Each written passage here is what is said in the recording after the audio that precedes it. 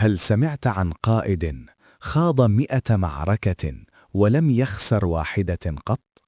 كسر إمبراطورية الفرس وحطم جيوش الروم وغير خريطة العالم للأبد.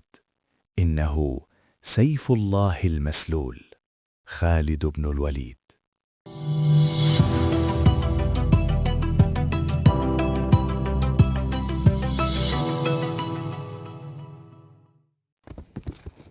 في معركة اليرموك كان جيش الروم 200,000 مقاتل أمام جيش صغير من المسلمين، لكن خالداً بعقليته العسكرية الفذة حول المستحيل إلى ممكن.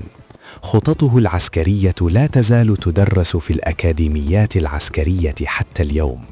كان إعصاراً في الميدان لا يقف أمامه شيء.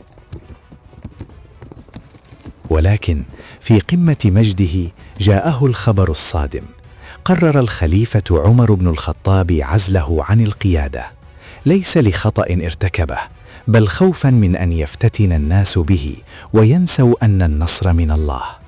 وماذا فعل خالد؟ هل تمرد؟ هل انشق بجيشه؟ لا، بل قبل رأس القائد الجديد وحمل سيفه ليقاتل كجندي بسيط في الصفوف الأولى. يا لها من عظمة! والآن نأتي للمشهد الأخير. خالد على فراش الموت، ليس في ساحة معركة بل في بيته، ينظر إلى جسده المليء بالندوب ويبكي بحرقة. اسمع ماذا قال بكلمات تدمي القلوب: لقد شهدت 100 زحف، وما في جسدي موضع شبر إلا وفيه ضربة بسيف أو رمية بسهم.